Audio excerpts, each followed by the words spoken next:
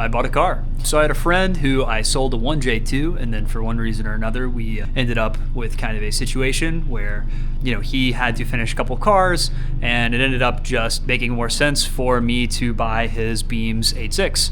So now I am the owner of a Beams 86. This is the car. It already has 11 front.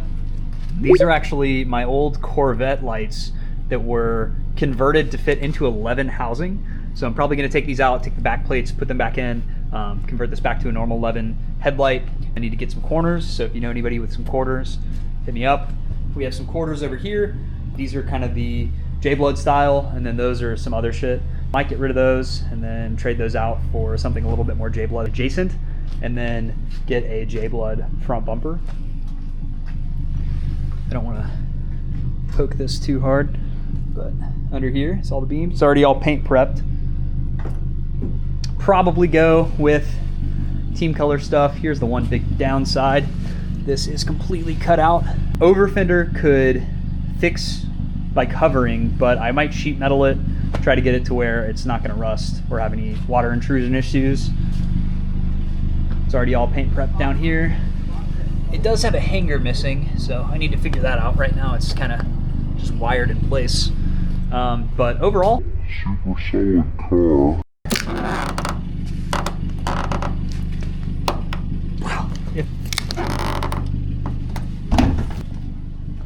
Has a Nardi steering wheel. This NRG is coming out of here. There's a Recaro that comes with it. Some Coro Works dice. Rest in peace, Coro Works. Full interior though. Otherwise, has pretty much everything. So I am very stoked. Roll down windows as well, which is nice. He made a aux beam panel, but he's going to put that in his other car. So he's building me another one for this car that I'm going to kind of conceal. I want to put it into the glove box. But yeah, car rips. I haven't driven this car, but I've ridden in it quite a bit. And I really liked it. I actually tried to get this car for my Silvia, but we drove all the way up to Kentucky, then the guy backed out. So kind of funny turn of events that I ended up getting this car anyway. Fortunately, it's already got some T3 stuff in the front. It's already on stance coilovers. The rear is actually a Toyota truck axle, which I'm not a huge fan of because it extends the track width. So on the way over here, we went and picked up a GTS rear axle. Oh. Damn it. So on the way over here, we actually picked up a GTS rear axle, which has a pinion gear issue, and I already have some LSDs from when we robbed Walmart, so I'm just gonna use those. All right, so the Buns 86 has made it back to the garage. Fenders are off, hood's off, rear wheels are off. This spacer is pretty flush. Before but you start recording, maybe stop. It won't even go in. You're gonna need a thin wall. Yeah. You need a deep thin wall. This is what I told you about fucking sockets. Sorry. Tools keep being our fucking hang up. Hey, long time no talk. So, since we've talked last, I ended up kind of relapsing. This is 86 number 8. So I had the C5 Z06, and even though it was a fantastic car, I just didn't like it that much. So I got offered this and I took it.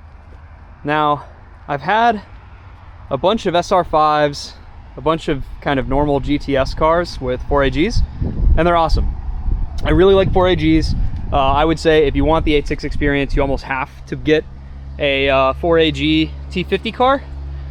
But the one thing that I can say about 4AGs that can be kind of annoying is you end up clutch kicking quite a bit, and they just kind of break. And even though 16 valve cars are awesome, if you get one nowadays, it's not that the engine's not reliable, it's that the one you're getting is probably not good. So you'll just kind of end up with a really busted 16 valve car. And a lot of times the GTS rear hasn't been rebuilt, so pretty happy with this one. So this one has panic axles and a GTS rear. It has some kind of Rota Rep Watanabes, those will come off. Quick releases on all the bumpers, which I kind of liked, actually. The quarter's not put on with my favorite over fender, but I'll live. Definitely I've seen worse. The front is not so good. These are like a D-Max style 40 mil fender, and they kind of bow out back here, which looks fine, but up front you can tell not only is there a bit of a gap, but they just don't match the rears. You know, if you look, the Jblood rear kind of boxes out, and then this is more rounded. It's like almost like a run-free style arch, and then it's got these weird vents. And so those will probably get traded out for the vents from the other car, but I'll worry about that later. Has a vented hood. It's some rep, I don't know of what, probably D-Max. This is kind of funny. So it has 11, it has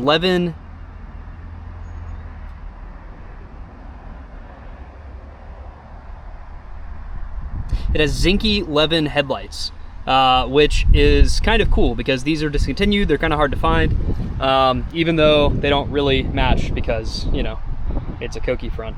But what's probably a little bit funnier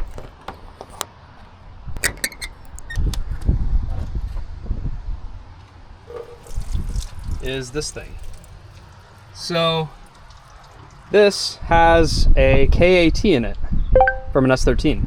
So has just a standard eBay manifold, T28 down there, you can barely see it, intercooler up front. So kind of cool. I ordered some stuff for it. Right now it's running a really ghetto ROM tune. So next it'll get Mega Squirt. I'm going to a coil on plug conversion with K20 coils. Should kind of liven this thing up. I've had a bunch of decent stock power Corollas, up to and including, you know, 20 valve, 4AG. They're really fun, but you do have to clutch kick them a lot, and you have to run a lot of PSI in your rear tires. So I'm excited to see what a roughly 300 horsepower Corolla will feel like. The doors actually open right. Kind of shocking, the other one doesn't do that. Good door cards. I popped these in, it didn't come with these. And full disclosure, it had an NRG wheel that I just put my old 330 in. But kind of cool. So it's got like full interior. It's got this harness bar, which is kind of cool. Looks like maybe Techno toy. I can't really tell. Battery relocated the rear, has a fuel cell back there, which I'm not a huge fan of. It's got kind of a cool dash. It's got this metal plate that's been drilled for these glow shift gauges. Might trade these out for deffies, but that's not really that important right now. Has a switch panel, which is kind of cool. So I can just kind of flip this on, flip all these. This is the key, which I'm not a huge fan of. It also has some stickers that I don't know if I would have put on here, and like this metal kind of cover plate. So I'm gonna go back to full interior right here. What's funny is if you've ever been around a KA swapped or an SR swapped 86, the shifter actually sits back about 5 inches from where it should be, which isn't that bad, but it is different. So, you know, if you notice, usually it'd be up here, but since the KA transmission is longer than the 4AG T50, it's kind of further back. So it doesn't feel terrible. I will say what does feel terrible is this hilarious right here. I need to probably bend it and then make some sort of center console that could sit here. That way I could still have this, but it could be offset just a bit more. I've kind of bent it out of the way in the meantime, but you can see first and second gear are practically touching this, which is suboptimal. I also picked up this, which was kind of cool. This is an old PLX Devices M300 AFR. So this will probably go in the spot where the clock was, and it goes to a Bosch sensor. You could do data logging and everything, just like a modern AFR, but it doesn't really look like another big, you know, Yugo gauge that's like flashing yellow. So I'm gonna try to kind of old school this as best I can. Probably gonna put some type of cover over this, kind of get rid of that. Maybe take some of this stuff down, just make it look a little bit cooler on the interior. But all in all, pretty good. These NRG seats are coming out in lieu of the Recaros that I have. Pretty cool. Outside the car, it has this TRD style wing, which actually looks really nice. It's molded into the trunk, so I believe this is actually the entire hatch was bought like this. It does have these really terrible eBay 50/50 tails. If you put these on cars, you're a bad person. It's gonna go to red lines almost immediately. That's really my only complaint outside of the fake wheels. It's really not too bad. So fortunately, the wheels that I did have for the other 11 are going to go on this. And that means that this will get SSR Mark IIs in the front and some real watts in the rear. And then I can take these boo-boo stinky wheels off and throw them on the other 11, which will be kind of cool. It'll be a good little toge car, and then I guess this will be the drift car now.